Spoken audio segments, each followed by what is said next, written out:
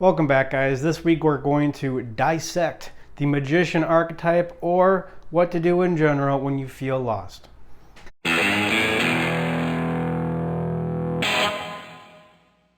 Welcome back, everybody. Part 3 in our series on archetypes, the magician. Or no, it's part 4 because the first part was an introduction, where archetypes come from, why they exist, without resorting to some woo-woo Sedona explanation, which we're going to get to with the magician archetype. We're going to be talking about Sedona a lot. Where archetypes come from, though. They're patterns, they're modes of operation that inform what a human is. If moles had archetypes, there'd be the digger archetype. The mole that's really good at digging, that's useful based on what the nature of, based on what a mole is. Then there'd be the predator detector, the mole that's really good at sniffing out predator. That would be an archetype. Both of those archetypes work together to be useful to what a mole is. Likewise, humans, we have our own archetypes, perhaps a little bit more intricate than the mole archetype. We have the king, warrior, magician, lover. It's just a general way of looking at just patterns of behavior. There's more specific ones, we'll get to them today, based on the cross, the mandala, the quaternity, and how to reconcile the opposites based on the emotional energy of compassion and confidence down here. We have analytical thinking and creative thinking based on our two different kinds of decisions that we can make, analytical and creative, and our two different kinds of emotional energy, compassion and confidence. If you're better at managing anxiety, you have more confidence, you're probably going to be lower. You're probably going to be a warrior magician. If you're better at managing anger, have more compassion, have more of a sense of well-being, then you're probably going to be either a king or a lover. And this is how we break it down on a decision-by-decision basis. Every other video out there, every other podcast, every other book on archetypes, kind of vague. Doesn't really get specific. Let's get specific, but in order to get specific, we need to figure out our emotions. So yeah, part 4, onto the magician archetype. How do you know if you're a magician? Well, like I hinted at before, if you're watching this from Sedona, you're probably a magician archetype. If you're into crystals, if you're into jade jewelry, probably a magician archetype. And any sort of weird, seemingly supernatural endeavor. That's why it's called a magician. It's not really magic, but it seems magical. It seems supernatural to the hero living in his ordinary state. And that's why a lot of supernatural aids, there we go again, that word supernatural. A lot of supernatural aids are the magician archetype. They introduce weird outside ideas into society, right on the fringe. Some of them are strange, like crystals or jade jewelry. If you use the word vibes a lot, if you have a theory on frequencies, you're probably a magician archetype. Other archetypes related with the magician are the challenger, the reformer, that's down here. The seeker, that's here. This is more of an experiential seeker. If you go to Burning Man, probably a magician archetype. There's also a analytic seeker of the intellect. Read a lot of books, that would be over here. Another great magician archetype would be the fool, which I would put, I don't know, probably about there. I mean, these are just general guidelines for archetypes. I mean, you're not definitely one thing or another. That's why I draw these bubbles to represent an archetype. But the fool, incredibly important for humanity. I mean, how is the fool depicted?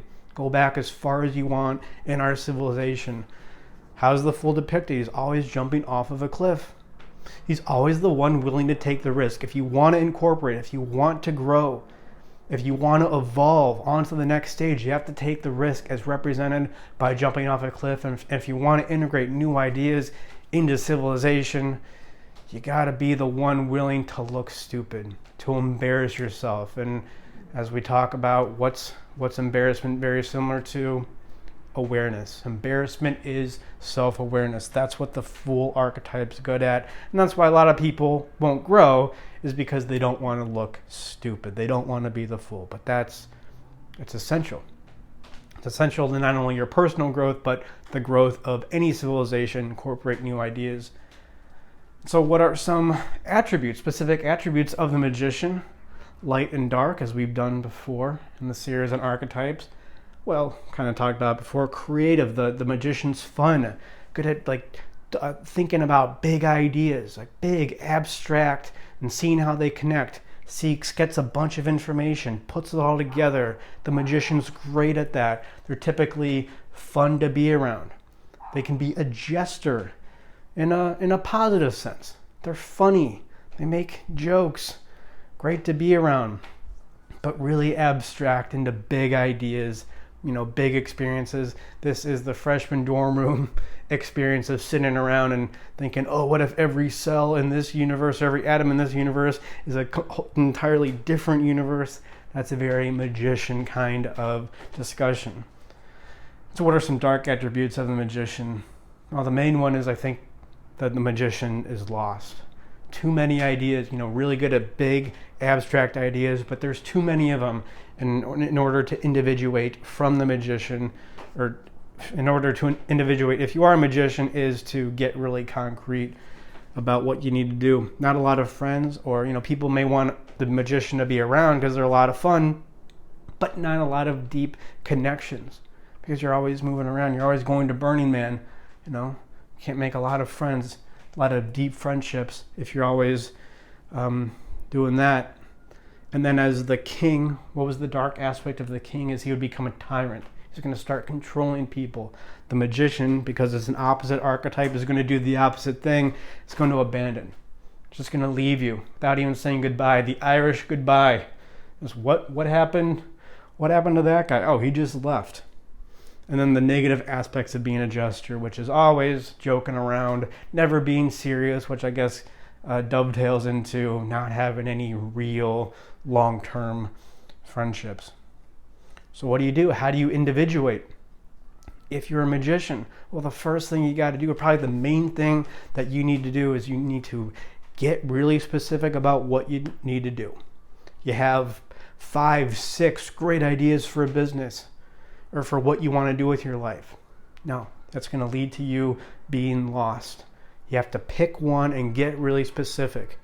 Write out exactly what you need to do. A to-do list is going to save the magician. Getting disciplined, writing out exactly what you need to do. Stop talking with everybody about your cool business plan, which is probably, if you're a magician, to start some crystal jade jewelry company in Sedona, and start reading a book. Write a business plan. Not everybody who starts a business needs to write a business plan, but if you're a magician, if you're over here in Burning Man, probably need to read a book about how to write a business plan and write a business plan. That is going to save you to be as concrete as you possibly. We know you're great with big ideas. You're great with these huge abstract connections, but it doesn't matter. It's not valuable to you or to the rest of humanity if it stays that way. You got to get concrete. That's probably the one thing that I see with magicians that they need to do the most. And then everything else kind of falls in line. This is probably where I am naturally. I know I talked about 2 weeks ago that I'm more of a warrior archetype. Again, that's why I draw these circles, these blobs of archetypes. It's vague. You don't have to be in one specific place, but I would put myself here probably naturally. And I know you're thinking, Mark, how could you be a magician archetype? You're so incredibly boring. Okay, but I've never said I was a good magician archetype. I just thought I was one, and then I had to really beat the crap out of myself to get here. A lot of to-do lists, a lot of discipline, a lot of writing things down, a lot of what exactly do I need to do, and then what do I need to do to individuate. Ultimately, is I'm going to have to incorporate the king at some point, surround myself with people, take more care, probably take better personal care of myself, get more friends, get more people helping me out, and then I'm going to individuate. Get to the center of the cross, the mandala, the quaternity, which of course symbolizes our reconciliation with God, as we would say in a Christian or Judaic usage. But it's, in secular psychology, it's not reconciling our relationship with God, it's reconciling who we are with reality. It's becoming ever more in contact with reality. And that's what the magician will need to do that. Thank you for watching. Please like and subscribe. If you're a magician, what have you done to individuate? Send me some of your tips. I could probably use them. If you're a king or warrior, have you been helped out by having what would feel nurturing to you, perhaps a little annoying? The magician's probably annoying, but it's also would probably feel nurturing to you to have a magician around. So yeah, let me know in the comments. Again, like and subscribe, and always remember, if you find yourself becoming too much of a magician, then it's probably time to leave Sedona.